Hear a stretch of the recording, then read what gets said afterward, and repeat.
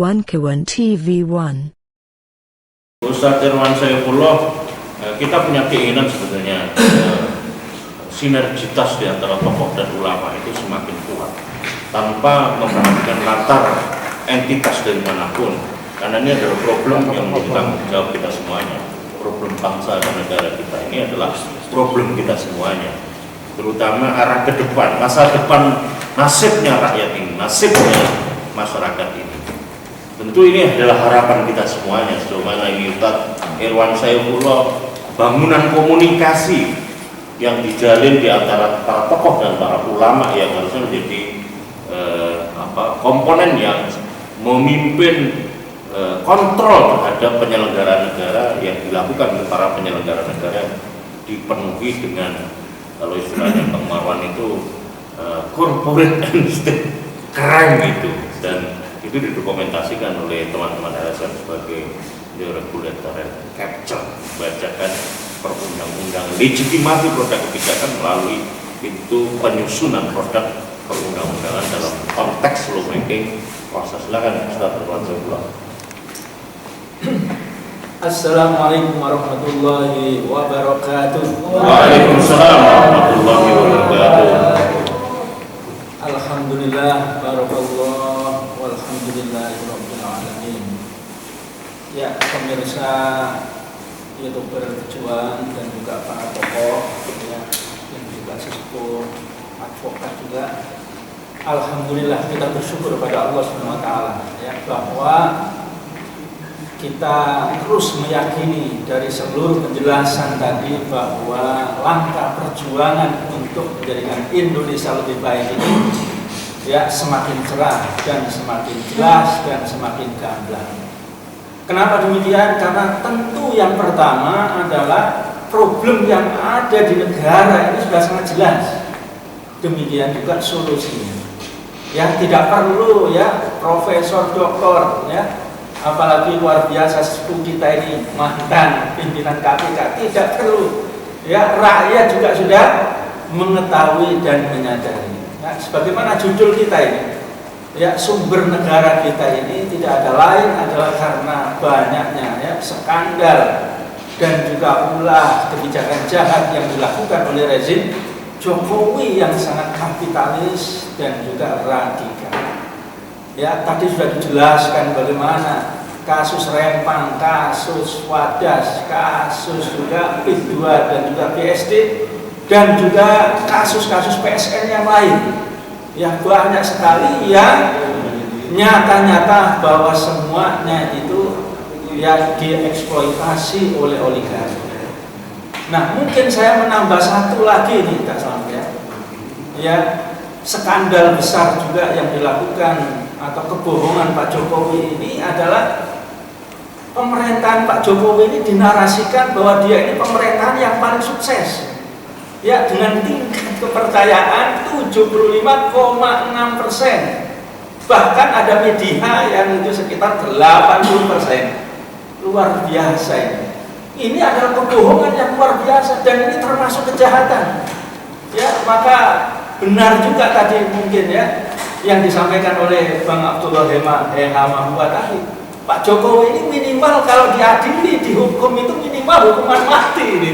Ya Allah, minimal kata beliau dengan undang-undang tipikor, karena begitu banyaknya kejahatan. Dan kejahatan yang paling besar itu menjadikan negara ini bangkrut, negara ini gagal. Tapi dinarasikan ya pemerintahan paling sukses 75,6%. Atau ada yang 80%. Padahal realitasnya kita lihat di dalam seluruh atau banyak media dan banyak penelitian, ternyata dibandingkan dengan Pak SBY saja kalah jauh.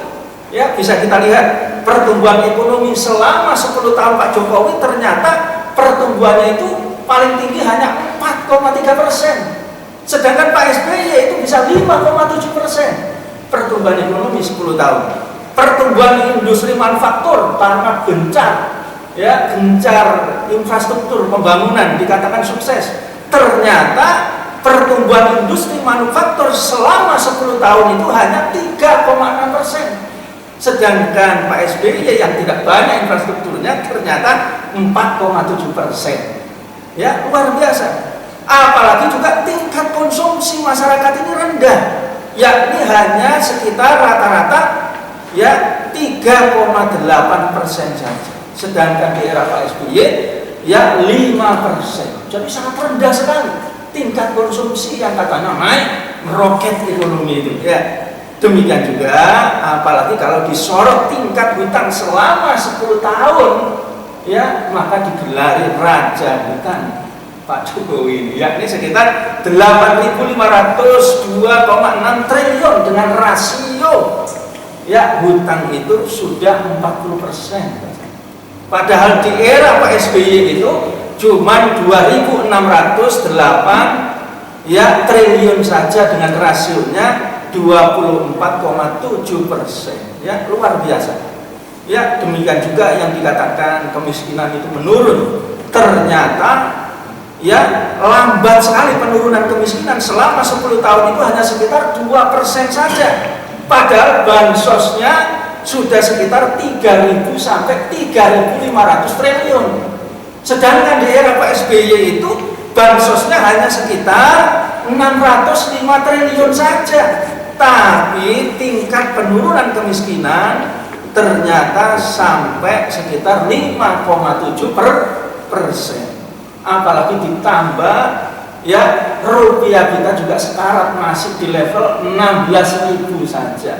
Sedangkan di level 10 tahun Pak SBY itu ternyata hanya menguat sampai 10.000 ya dibanding dolar, itu tak sama. Apalagi ya Bu Sri Mulyani semakin panik ini dan stres ini karena di akhir Pak Jokowi ini ternyata mewariskan defisit itu hampir 401,8 triliun dan keberhasilan pajak hanya sekitar 8%, maka harus dinaikkan 12% pajak. Ini warisan yang paling menjadikan Pak Prabowo pusing tujuh keliling ini sebetulnya. Nah, ini sebetulnya yang telah disadari oleh masyarakat dan seluruh tokoh.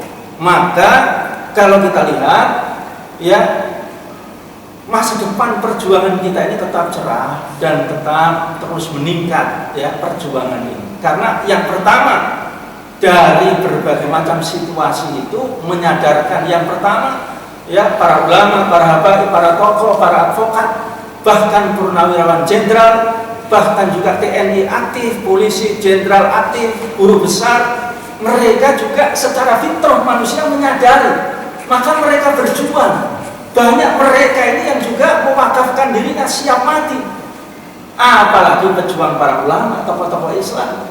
Saya sering putar ini, beliau ini ya videonya luar biasa, sudah mewakafkan nyawanya untuk siap mati untuk menegakkan kebenaran dan membela perjuangan ya demi Allah SWT, demi ridha Allah SWT. Ini jumlahnya banyak. Nah, ini yang menjadikan sebetulnya secara fitrah di dalam teori, seluruh teori kenegaraan itu ya, bahwa negara itu adalah milik rakyat. Kalau di dalam perspektif Islam, as-sultan lil ummah, maka tidak mungkin. Makanya Pak Prabowo ini menyadari juga ini, Bang Heman ya. Akhir-akhir ini bicara rakyat. Karena kalau dia terus-menerus dia itu melindungi Fufu Fafa, melindungi Mulyono, pasti dia ini akan digilas oleh rakyat. Itu sudah pasti, ini teori. Ya, apalagi kalau disebutkan oleh beliau, ya inna afdhalal jihad kalimatu haqqin inda sultanin jahil ya. Jadi sebaik-baik pahala jihad fisabilillah itu adalah menyampaikan kebenaran di depan penguasa yang zalim ya.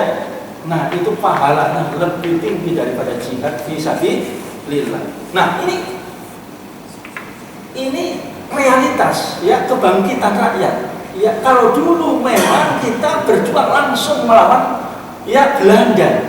Nah, sekarang rakyat mengetahui bahwa musuh yang sebenarnya ini adalah rezim Jokowi yang kemarin telah menerapkan kapitalis liberal total dan juga telah menjadi kuli bagi negara ini, bagi oligarki. Nah, yang kedua, tentu solusinya juga sangat gamblang, sangat jelas. Ya, negara ini yang sekarang ini menjadi kuli bagi oligarki, menjadi kuli bagi asing dan asing, makanya harus dikembalikan kepada konstitusi. Dan kalau di dalam sistem Islam memang negara ini harus bekerja dan melayani untuk rakyat. Maka Rasulullah menegaskan al-imamu ra'in wa mas'ulun an ra'iyati. Ya. Jadi imam atau khalifah itu adalah pengurus rakyat dan dia dimintai pertanggungjawaban atas rakyat yang dia urus. Nah, kita juga sudah melihat tanpa pajak dikatakan oleh Bang Abraham Somad bahwa hutang luar negeri ini dalam tempo 1 hari saja sudah beres sebetulnya. Nah, maka di dalam pandangan konstitusi kita atau juga di dalam pandangan Islam ini ada kekayaan itu yang menjadi kekayaan itu milik rakyat dan milik negara, itu harus dikelola oleh negara yang dia itu jumlahnya cukup banyak, yang dia itu menjadi kebutuhan masyarakat banyak, yang dia kalau dikuasai oleh individu akan menjadi masalah. 3 sifat itu nah maka dikuasai oleh negara, maka tidak usah jauh-jauh. Kemarin ramai Bang, ketika food estate yang mau dilakukan dikasihkan haji Islam yang ada di Papua misalnya, ternyata langsung beredar hitungan. Ternyata kalau 1 juta hektar itu diberikan, ternyata haji Islam ini akan mendapatkan pohon gratis itu setiap hektar itu 50 pohon. Kalau diameternya 1 pohon itu 1,5 meter, tingginya 2 meter, harganya 88 juta per meter kubik, maka nilainya itu yang dihasilkan kotor adalah 16.956 miliar. Kalau 1 hektar maka jumlahnya itu adalah 1.600 16.956 triliun, Bang. Luar biasa. Ini kotor. Kalau kita mendapatkan 50% saja berarti sudah ada 13.956 triliun. Coba. Ini gampang sekali tanpa pajak negara kita. Nah, ada lagi dari fakta, saya lihat data ketika kita membuka di Jawa ini infrastrukturnya kuat untuk swasembada pangan yang digembar-gemborkan oleh Pak Prabowo. Ini perkara yang gampang. Jadi kalau kemudian 1 juta hektar dibuka lahan di Jawa yang infrastrukturnya kuat, ternyata biayanya maksimal itu 20 triliun saja. Itu sudah mulai membuat irigasi, membuat waduk, membuat saluran, kemudian pupuk, kemudian juga biaya petaninya, buruh taninya, itu semuanya adalah sekitar 20 triliun. 1 hektar itu ternyata menghasilkan 5 juta ton. Kalau dijual murah 8.000, ternyata 40 triliun hasilnya. Untung 20 triliun. Beras sekarang nggak ada yang 10.000. Kalau dijual 10.000 beras yang nyaman ini 50 triliun. Untung 30 triliun. Gampang sekali mengelola negara ini. Nah, ini rakyat dan para tokoh semuanya sudah tahu sebetulnya. Nah, maka seperti yang disampaikan oleh tokoh-tokoh kita, maka Prabowo ini sebetulnya gampang sekali dia. Segera dia ini membuat perpu, perpu untuk menyelesaikan korupsi, perpu segera untuk mengembalikan jumlah PSN kita ini sekitar 233 ini dikembalikan kepada negara, dan seluruh sumber daya alam ini dikelola oleh negara lagi. Ini ternyata kalau saya hitung di sini APBN kita ini minimal itu adalah 5.510 triliun minimal. Luar biasa. Contoh misalnya minyak mentah, kemampuan kita ini adalah 223.532.000 barel. Maka kalau kita untung 50% saja sekitar 183 triliun. Demikian juga natural gas. ya potensi kita ini minimal untung bersih kita 50% juga 136 triliun. Demikian juga apalagi batu bara potensinya adalah per tahun ini 432.000 ton, ya luar biasa. Kalau harganya itu per ton itu adalah 343 US dollar, maka kita minimal itu mendapatkan 50% untung kita atau 57% 2.124 triliun. Demikian juga emas kita mampu produksi 85 ton, ya maka untung kita 34% saja 29 triliun. Demikian juga tembaga, ya kita kalau untung kita minimal 34% kita mendapatkan 159 triliun. Demikian juga nikel yang dikatakan Pak Jokowi untung beliau minimal kita ini untung bersih ini adalah 189 triliun. Demikian juga hutan kita potensi kita minimal kita untung bersih 1649. Demikian juga laut, ya minimal 50% keuntungan kita kalau kita kelola 1000 ya 40 triliun. Maka total kita ini adalah 5.510 triliun. Ini yang sesungguhnya harus diambil kebijakan oleh Pak Prabowo. Maka kita sampaikan kepada Pak Prabowo, ya ketika Anda ini menyampaikan bahwa saya ini dipilih oleh rakyat dan memimpin untuk rakyat, maka saya ini memerintah untuk rakyat. Bahkan dia mengatakan saya ini hidup, saya ini tumbuh, saya ini tenggelam dan mati bersama dengan rakyat. Maka tegakkan hukum ini dan kembalikan kekayaan alam tadi, negara bekerja. Nah, maka keuntungannya luar biasa. Maka setelah dia ini 1 tahun, 2 tahun selesai atau 5 tahun dia selesai, setelah semua persoalan tadi selesai, persoalan korupsi selesai, pengelolaan selesai, ya anggaran APBN kita menjadi surplus, maka setelah itu kalau dia ini bersalah dia mengakui kan, dan siap dia ini dihukum. Ini seorang jenderal yang sejati. Inilah seorang jenderal ketika dihukum nanti ini menjadi pahlawan. Mungkin atau tidak saudara-saudara? Bisa atau tidak?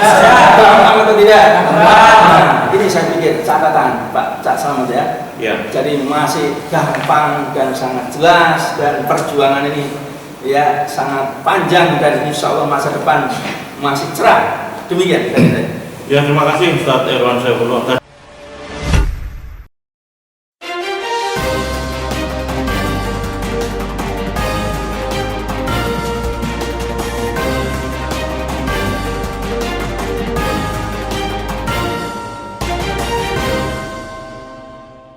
One Kawan TV 1